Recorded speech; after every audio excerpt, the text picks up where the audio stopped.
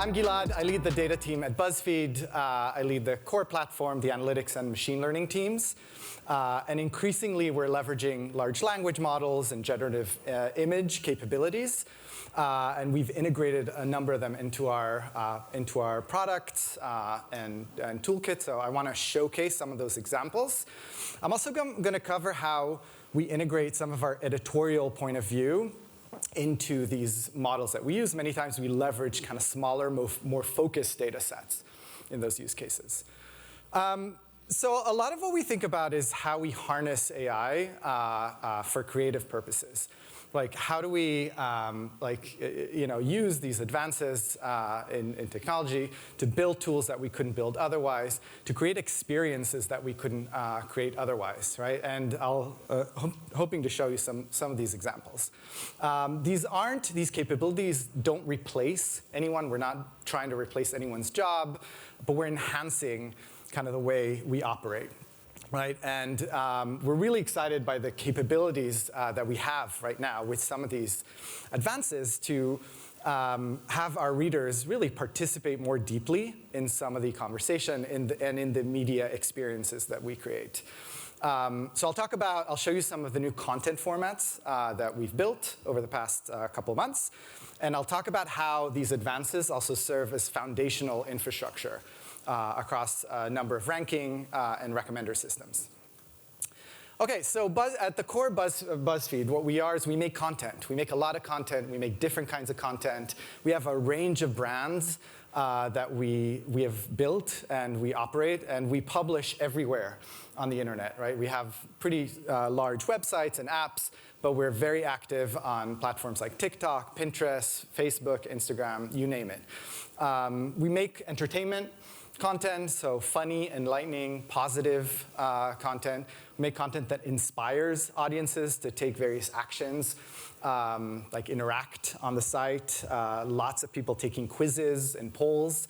We are one of the largest shopping e-commerce sites and traffic drivers to Amazon, for example, so a lot of shopping interactions happen on BuzzFeed. And then we have a pretty large newsroom under HuffPost, where we publish content that informs people around the world. We monetize our content in different ways. I'm not going to touch on that in this talk, but there's advertising, there's subscription, there's e-commerce, lots of data science and analytics work on that front. That's really interesting and important. But I do want to refocus and really talk about how data science and machine learning fits into this picture and into how we publish content. So at the core of, a core problem that we focus on often is understanding what a piece of content is about. Now, named entities, noun phrases can only take us so far, right? So why do we care about this? Well, ultimately, what we're trying to do often is match between our content. We have a ton of content, and then users, which we have a lot of users coming to our site, right? And how do we do that? I mean, the better we can represent what our content is about, the better we can understand what users care about. So we look at various implicit data from how users navigate our websites. And the better we can cluster, rank, and identify similar content, right, from our large library of content. Now, why is it difficult? You may say, okay, well, isn't this like a solved problem? You just take named entity, right? This article is about Angelina Jolie. Well, it's more complicated than that, because you want to, there are certain taxonomies that we use and publish under, sports content or entertainment content. But, a lot of our content is more nuanced than that. It's about a specific story or specific angle or narrative. And how do you classify things like this? Like, this is a real article that we published. An Indiana woman brought her pet raccoon to a fire station early Friday because she was afraid that it had overdosed on marijuana, officials say. What is that topic? We don't have that topic. It doesn't exist in our catalog. But we do publish a lot of content like this. There are various weird medical things that are spreading on the internet, and we verify them, and they're interesting for our audiences, so we want to write about them. A lot of some of the advances that we found with word embeddings and sort of extracting different pieces from LLMs enable us to find other content that's similar to this. So like a lot of what we do is think about representation. How do we take a piece of text and sort of condense it, right, into a core thing that best represents the piece of text? And I can't overstate how important these shifts in capabilities have been and how much they've unlocked for us over the past 2 years, I would say. The better we can represent text, the better we can cluster content, find similar content, recommend content to users, right? The better insights and BI we have, like our analysts can talk about trends and what audiences are consuming in a better way, right? So there are a lot of benefits to improving on this front. Now the old way was using universal sentence encoders. This was a pre-trained model by Google. It was a much smaller data set, but at the time it was the largest available. At the time we used Distilbert too, which was also kind of a smaller, more efficient version of the BERT model, which was groundbreaking at the time and used the transformer architecture. Distilbert, interestingly, was 60% smaller than BERT, but maintained 97% of the performance, right? So we were constantly trying to find smaller models that we can kind of work with as it's cheaper, it's easier, faster, more performant. Now the new approach involves embeddings, right? So what are embeddings? They're effectively dense, low-dimensional vector representations of data, right? We use them often for text. It could be other forms of data. But think of it as a form of compressed knowledge, right? You take a large data set and you kind of distill it to the core while maintaining the semantic understanding of what this text is about. You can also think of it as one of the hidden layers from a deep neural network, right? If you train a neural network on a lot of text, extract one of the layers, those are your sort of dense vectors that represent the text. Now, we use this in many ways. As we sort of, we publish an article, we create a dense vector representation of this article. We use the nomic embeddings, for example. They're small, considered small, with 124 million parameters only.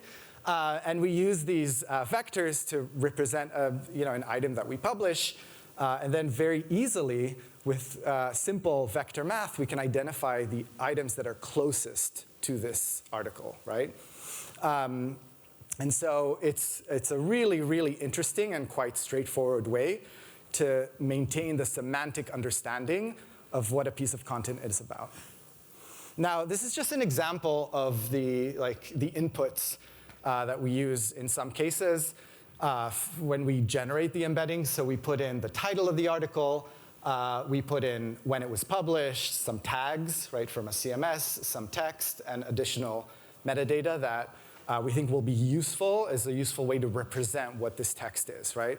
So a lot more than just the title of the article. Okay, so on the text front, that serves as a foundational capability that powers a lot of what we've been building over the past year. Now, on the image side, we've sort of been through this really interesting journey leveraging the advances to create new interactive formats. Now, it started with our editorial team playing around with Midjourney, right? They said, oh, this is cool.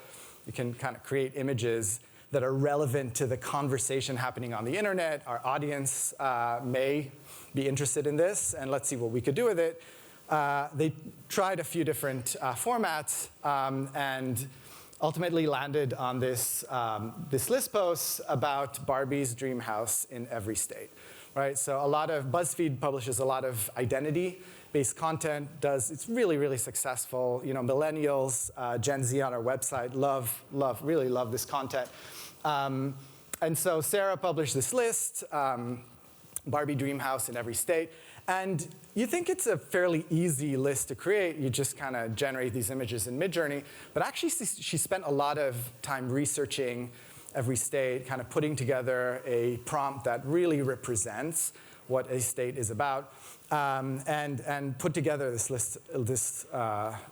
It went completely viral organically, first on Instagram, and then a TikToker covered it, and their video got over 13 million views. She created a series out of it. Others, saw it and kind of created their own versions. We saw massive spikes in Google traffic, right? So the whole kind of internet was lighting up and people were sharing and responding and interacting with this content. And so that was a very clear signal for our teams that, oh, there's something here about creating these images in a way that is responsive to events that are happening in the day-to-day that we're covering, like we were covering Barbie and the movie that just come out. And it's clear that our readers also want to interact and engage with this. So fast forward a little bit, and we get to Shrek. Right, so after seeing a few early successes with formats that are based off of generative image capabilities, we started to look into ways in which we can better integrate this into our toolkit, right? Internal tools. It's great to use Midjourney, but we wanted to make it easier, and we wanted just a lot more control in the output, right? And so we started looking into various diffusion-based approaches and landed on one, which I'll talk about in a little bit, which involves fine-tuning a stable diffusion XL model. And this is an example of the kind of output that you can create from this kind of model. We made this Shrek generator. Again, you could go to the website. There's some sort of blurb about something that was happening at the time relating to Shrek. And then every user could just say who they want to Shrekify, right? Very simple. And we got thousands and thousands and thousands of responses, right? A lot of these are created by users, Shreks, and there are thousands more that I could show you. Now, underlying that capability, what powers it is effectively a way to fine-tune a stable diffusion model, right? So stable SDXL, which is stable diffusion XL, is an advanced version of the original stable diffusion model, which just generates higher quality images. And using an approach called LoRA, low rank approximation, we can sort of effectively fine-tune this large model, right? So what ends up happening is the majority of the parameters in the model are staying static, right? They're not being touched, but a handful of them are tuned to fit the style or the object that is being fine-tuned. In this case, if you fine-tune a model with these images of a dog, you can create different styles of the object, right? You could also, so really depending on the inputs to the model, you can kind of focus it in specific directions, which was really, really interesting for our editorial team, who thought they could do a lot with a capability like this, especially as they understand what's moving audiences and what's being covered. Right now, if they could create a format that leverages these capabilities, they thought they could really sort of interest and excite audiences. And so you're creating these models that adapt to new tasks, right? And you could generate images in a new style or based on new data. And initially, we hosted, we built this in-house, and eventually, as more kind of services launched, we kind of leveraged some third-party ecosystem services. We love Replicate, and their API is pretty well documented, so many of our models today live on Replicate. And our edit team is having so much fun. This is just from yesterday, right? So who heard about Mudang, the hippo, the baby hippo? You must have seen baby hippo, no? Yeah, okay. So super cute baby hippo in a zoo in northern Thailand. Just went viral on the internet a few days ago. Using the new Flux model, we can create baby Mudang as kind of the president or their debut performance on Dancing with the Stars, right? And we have our audiences creating all these really funny visuals of Mudang, something, phenomenon that's going viral on the internet. The other thing that our team launched yesterday was this Mormon wife generator, and it's in response to a lot of coverage that they've been publishing about this show on Hulu, The Secret Lives of Mormon Wives. So it uses face swap model, and you can sort of upload a picture of yourself or anyone, and you Mormon wifeify yourself. I love these quotes that we added. So we sort of integrated ChatGPT to create some of these blurbs. Sip rum discreetly from a hidden flask at PTA meetings. I think I would totally be that person. And so these are just 2 examples of ways in which we create experiences that help our audiences participate in what's happening, right, in our coverage. And we think that's really powerful, and we're seeing a lot of responses, like meaningful responses from users. Here's just another very quick example. We created a medieval pet generator, put your picture of your pet. We make a medieval version of it.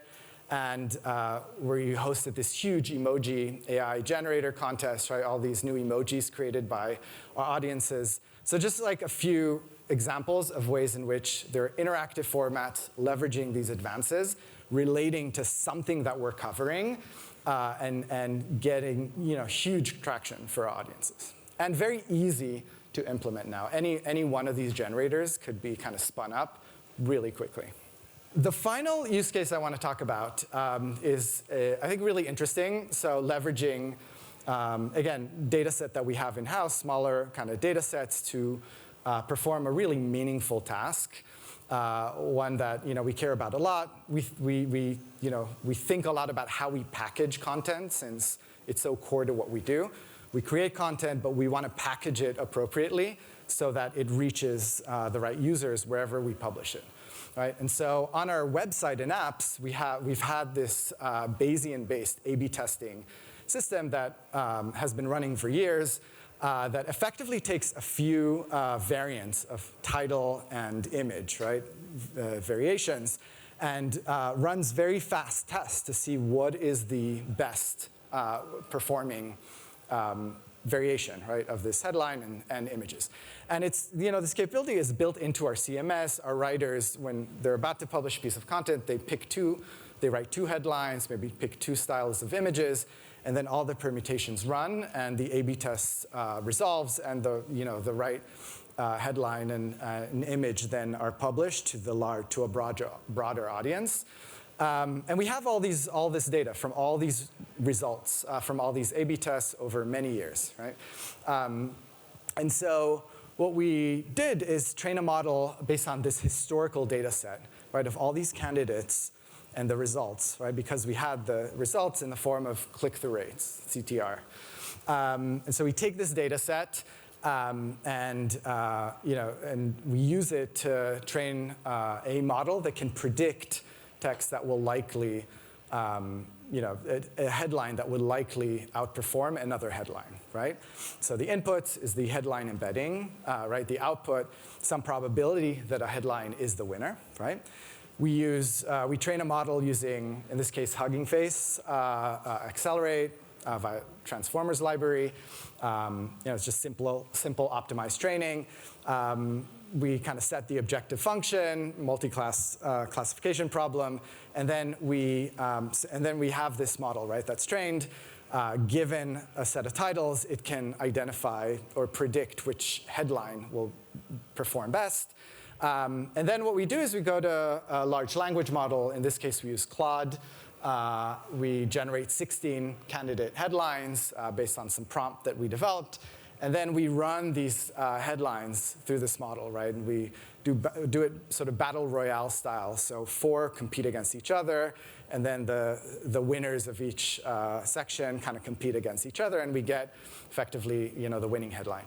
And what's interesting about this approach is both we use this historical data that we have that is kind of unique to us, and we get a lot more diversity in headline options. And it's also a tool that can help writers learn about different ways and different approaches to headlines, as it'd be a lot to ask of them to write 16 different variations. So finally, I strongly believe that we're in this at the start of this really significant transformation of how media is created and consumed. Like most companies are using these advances to make subpar versions of the same static, unimaginative things. And I think many are misunderstanding the capabilities that they enable. Like it reminds me of the way that the early broadcasters, when TV technology came out, initially they broadcasted recordings of plays, right, rather than experimenting with the medium itself. So it feels a little bit like that. We're in the stage right now where there's this new medium, there are all these like really interesting possibilities, but folks are kind of sticking to the same known formats. And so our goal at BuzzFeed is really to learn and test relentlessly and iterate until we find sort of the unique, interesting things that could be done with this medium. And our early experiments have proved that our users are here for it. So we are also here for it. Thank you so much.